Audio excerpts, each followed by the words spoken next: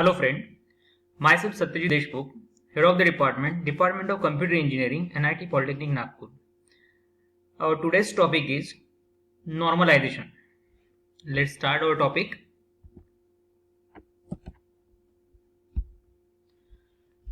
After watching this video, you will be able to what is normalization, understand the type of normalization, apply the process of normalization, and the following POs are mapped: PO1, PO2, PO3, PO4, PO8, PO9 and PO10.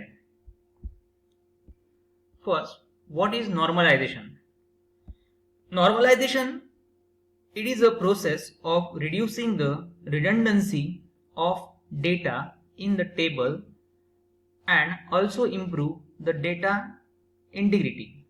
Normalisation एक ऐसी process है जिसका use करके हम database की redundancy को क्या करते हैं, रिड्यूस करते हैं, और दूसरी बात डेटाबेस की इंटीग्रिटी हम इंप्रूव करते हैं. डेफिनेटली रिडंडेंसी क्या होता है, इसके पहले की यूनिट में आपने पढ़ा. Redundancy is nothing but the repetition of data. अगर एक ही डेटा बार बार अलग अलग जगह पे मैंने स्टोर करके रखा तो उसके कारण क्या होता है, रिडंडेंसी डेवलप होती है. और रिडंडेंसी के कारण क्या डेवलप होती है, इनकंसिस्टेंसी डेवलप होती है. अगर रिडंडेंसी और इनकंसिस्टेंसी हमारे डेटाबेस में अगर रहता है तो डेटाबेस की इंटीग्रिटी क्या होती है, डेटाबेस की इंटीग्रिटी खराब होती है, डेटाबेस में गलत डेटा स्टोर होने की संभावना बढ़ती है. तो नॉर्मलाइजेशन क्या करता है, डेटाबेस की रिडंडेंसी को रिड्यूस करता है और साथ में डेटाबेस की इंटीग्रिटी इंप्रूव करता है. So why is this required? अब नॉर्मलाइजेशन की रिक्वायरमेंट हमें क्या है? Without normalization in SQL, we may face many issues such as, अगर हमने डेटाबेस को नॉर्मलाइज नहीं किया तो बहुत सारी दिक्कतों का सामना हमें हमारे डेटाबेस में करना पड़ेगा. अब वो दिक्कतें कौन सी है वो देखेंगे. तो सबसे पहली जो दिक्कत है वो है इंसर्शन एनोमलाई. अब यहाँ पे ये वर्ड जो है एनोमलाई, ये आप सभी के लिए नया वर्ड है और बहुत बार आपने ये पहली बार सुना होगा. एनोमलाई का मतलब होता है डिफिकल्टी इन एक्सेसिंग. कोई भी चीज करने को जो हमें दिक्कत जाती है उसको कहते हैं एनोमलाई. तो डेटा को इंसर्ट करने की दिक्कत आ सकती है हमें, डेटा को अपडेट करने की यानी अपडेशन एनोमलाई यानी डेटा को अपडेट करने की दिक्कत आ सकती है. उसके बाद डिलीशन एनोमलाई यानी डेटाबेस में से किसी डेटा को डिलीट करने के लिए हमें दिक्कत जा सकती है. तो ये तीनों चीजें डेटाबेस को मैनेज करने के लिए काफी इंपॉर्टेंट होती है और इसमें कोई दिक्कत नहीं जानी चाहिए ड्यूरिंग द डेटाबेस हैंडलिंग. इसलिए उस डेटाबेस को नॉर्मलाइज करना ये काफी इंपॉर्टेंट होता है. Types of normalization. अब डेटाबेस के डिफरेंट टाइप्स हैं नॉर्मलाइजेशन के, जो कि पहला है फर्स्ट नॉर्मल फॉर्म, उसको 1NF बोलते हैं. दूसरा है सेकंड नॉर्मल फॉर्म, तीसरा है थर्ड नॉर्मल फॉर्म और चौथा है BCNF नॉर्मल फॉर्म. ये जो नॉर्मलाइजेशन प्रोसेस है ये 4 स्टेप्स में डिवाइड हुई है.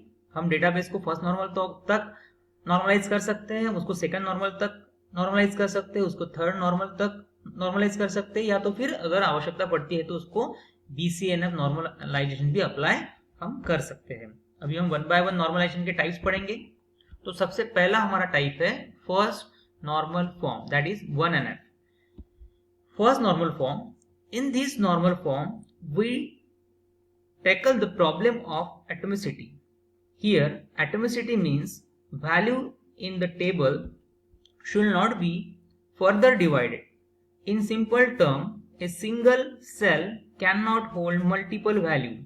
If a table contains a compensation or multi-value attribute, it violates the first normal form. अब यहाँ पे फर्स्ट नॉर्मल फॉर्म में अगर कोई टेबल में कोई कॉलम अगर सिंगल वैल्यू मेंटेन रखता है तो उस केस में उसको हम कहेंगे table is in the first normal form. For example के लिए आपको ये टेबल दिख रहा है, employee ID, employee name, phone number, salary. यहाँ पे एम्प्लॉय आईडी में हर सेल में सिर्फ एक वैल्यू को मेंटेन किया हुआ है. यहाँ पे एम्प्लॉय नेम में हर सेल में सिर्फ एक का ही नाम दिया गया है. यहाँ पे सैलरी में हर जगह पे एक ही सैलरी दी गई है, मगर फोन नंबर के जो कॉलम है उसमें एक जगह पे 2 फोन नंबर मेंटेन किए हुए हैं. इसका मतलब the value is not atomic in nature. Atomic का मतलब होता है सिंगल वैल्यू जो फर्दर डिवाइड नहीं होती।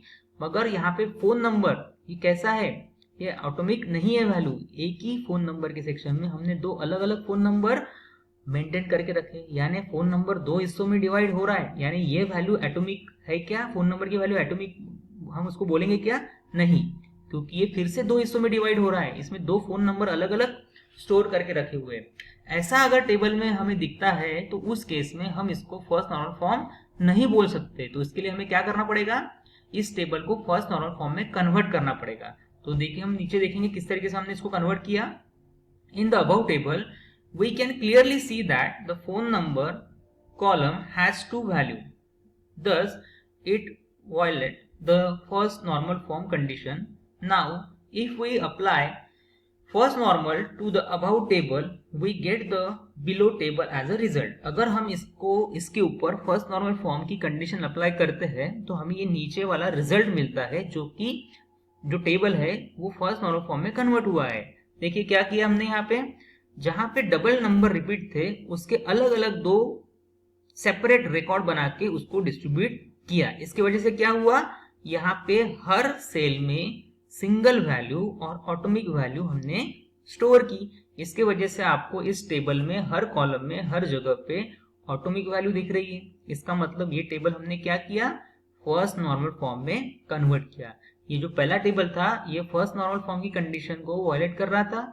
अब इस कंडीशन को हटाकर हमने इसको कन्वर्ट किया फर्स्ट नॉर्मल फॉर्म में, जो कि आपको यहाँ पे दिख रहा है। तो this is about the first normal form. उसके बाद आते हैं हम सेकंड नॉर्मल फॉर्म की तरफ, उसको कहते हैं 2NF, second normal form. The first condition in the second normal form is that the table has to be in the first normal form. सबसे पहली कंडीशन क्या है, अगर कोई table first second normal form में रहना चाहिए तो सबसे पहले वो टेबल फर्स्ट नॉर्मल फॉर्म में रहना जरूरी है। The table also should not contain partial dependency, उस टेबल में पार्शियल डिपेंडेंसी नहीं रहनी चाहिए। Here partial dependency means that proper subset of candidate key determine a non primary attribute. To understand in the better way let look at the below example.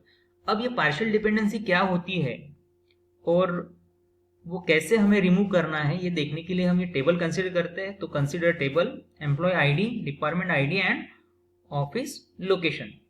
इस table के ऊपर आप focus कीजिए। This table has composite primary की।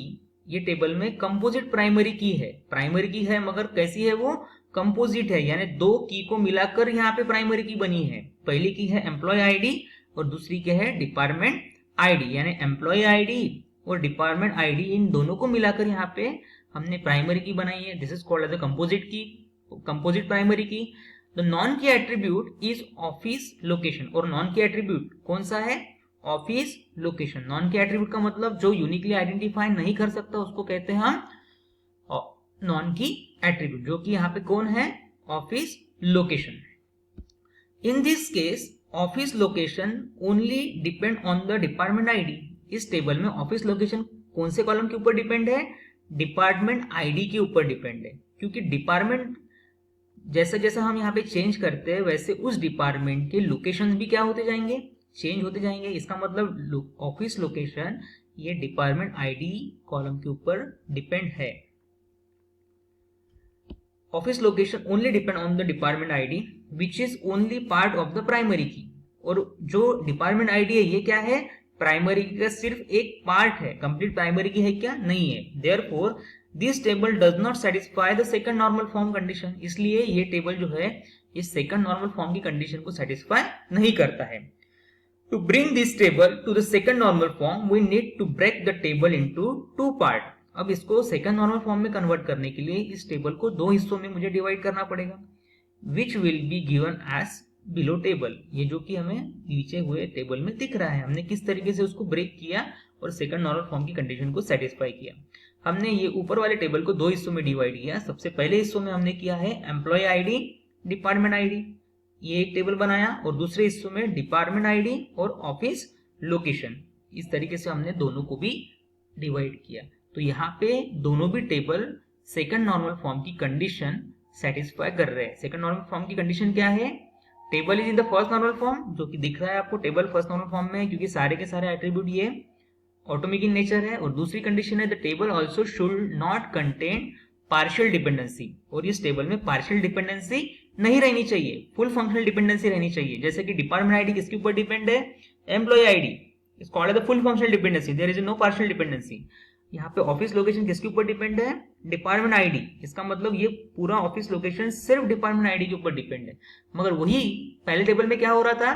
This is the primary key, employee ID and employee department ID composite primary key, और office location is depend only on the department ID, यानी उस primary की के सिर्फ एक पार्ट के ऊपर ऑफिस लोकेशन डिपेंड था। इसका मतलब पार्शियल डिपेंडेंसी पहले टेबल में एग्जिस्ट थी, और वो दूसरे टेबल में वो पार्शियल डिपेंडेंसी हमने एलिमिनेट करके उसको सेकंड नॉर्मल फॉर्म में टेबल को कन्वर्ट किया। तो this is about the second normal form. Next one is the third normal form called as the 3NF. The same rule applied as before, that is the table has in the second normal form before proceeding to the third normal form.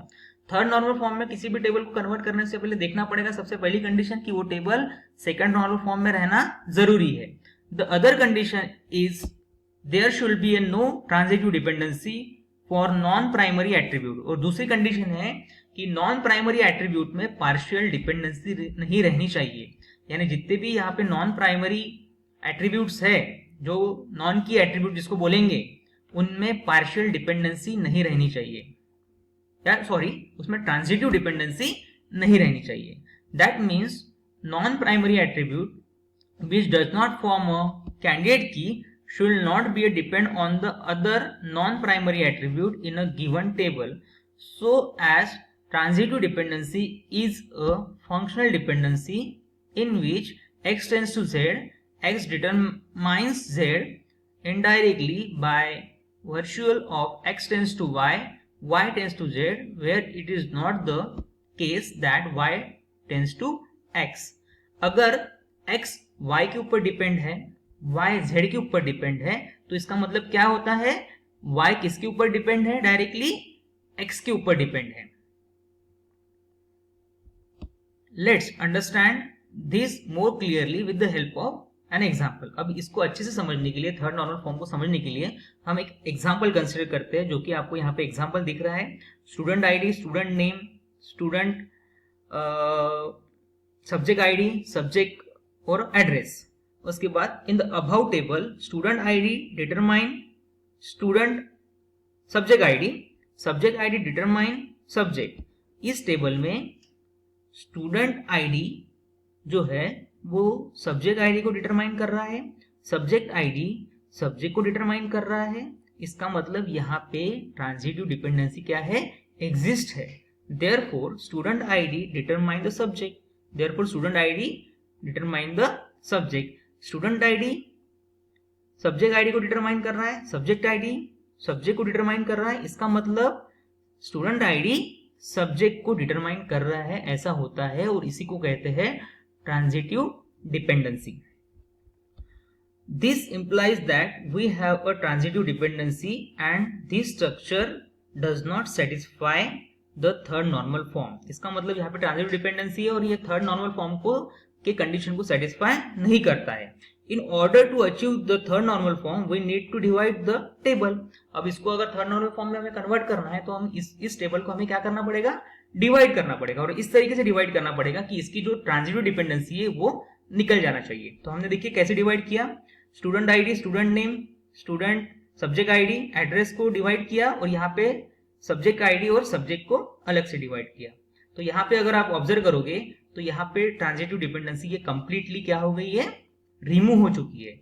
आपको कहीं भी transitive dependency यहाँ पे नहीं दिखेंगी, जो कि x tends to y, y tends to z and that's why x tends to z। ये जो ट्रांजिटिव डिपेंडेंसी थी ये कंप्लीटली हमने इस माध्यम से यहाँ पे रिमूव की है। इसका बचा हुआ पोर्शन हम हमारे नेक्स्ट लेक्चर में देखेंगे। Thank you so much.